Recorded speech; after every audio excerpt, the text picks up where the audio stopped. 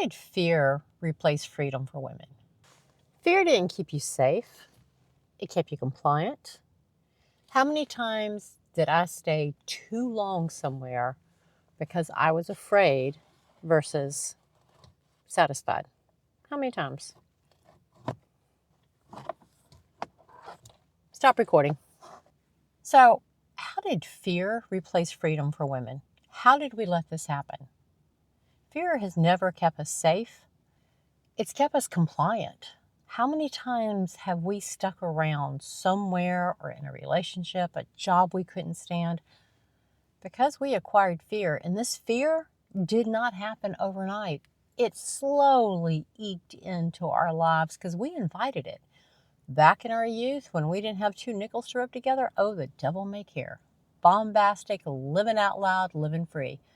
A couple of years went by. We got a car. A couple of more years, we had some kids. A couple more years, we've got a mortgage. Maybe we had a divorce. Maybe we were rebuilding after some sort of catastrophe.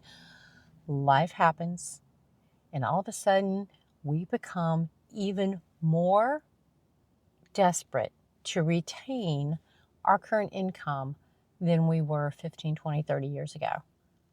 That's the fear.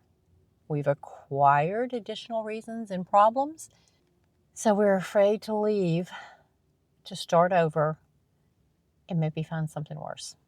Fear, she's a bitch. But what's even worse is when fear becomes your financial advisor.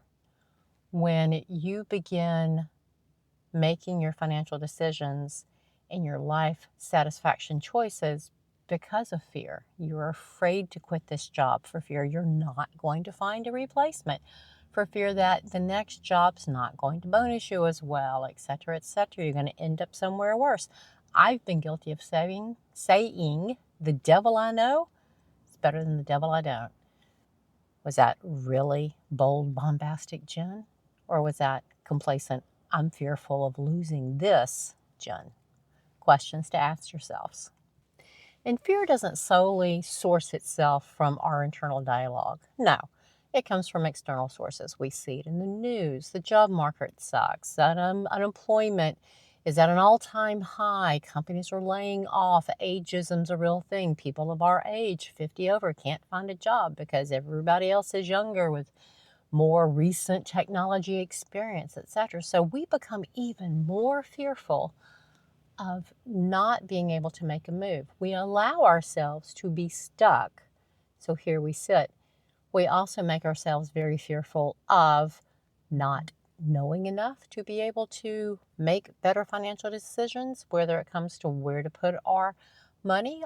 We do fearful things such as, oh, I'm going to take out some credit cards because if I had an emergency, I'm going to need to spend their money, not mine. We do stupid when we're afraid. Choosing clarity over panic will give you peace of mind and a steady path for you to walk on. Now that sounds very all highfalutin and touchy-feely, but think about it. The amount of stress that you put yourself under when you're afraid of things, and usually those things or scenarios we've built up in our mind based on misinformation or misinterpretation of information that's come our way.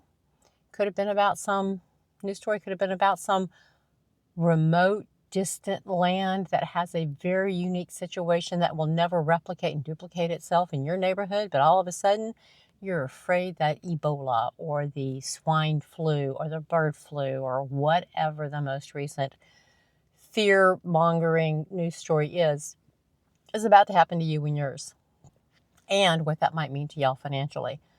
So financial fears for we women of a certain age are definitely rooted in misinformation, ignorance, which is the lack of understanding, and lack of guidance. And there's ways that we can educate ourselves. We can talk to a financial advisor that has the heart of a teacher who will help walk you through your understanding before you give them the first dollar to invest on your behalf. If you've not begun saving for retirement or you think you're way behind, you're scared. That's fear. And that fear actually can easily be resolved by a few easy steps that we talk about on my channel, which is figuring out what your current monthly expenses are, what your debt is, what your income is, and what your anticipated income is going to be in retirement. Because once you know how much you need to live right now, that's the maximum you're going to need in retirement. And when you stop working, and some of you may choose to hybrid and not completely stop working, but if you choose to stop working, there are going to be expenses that are going to naturally fall away that you'll no longer have to pay. You're not going to have to buy professional clothes anymore.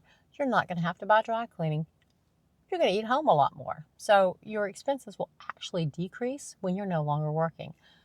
So keep coming back. This information you can use whether you're going to retire in 5 years or in 15 or never. All right? But we've got things we can do now to take away a lot of the fear we're living with so you can continue to live a phenomenal life and retire when and like you mean it. If you're ready to replace fear with information, with boldness, and with a plan, keep coming back. Like, subscribe, share. Send this video to somebody in your life, man or woman.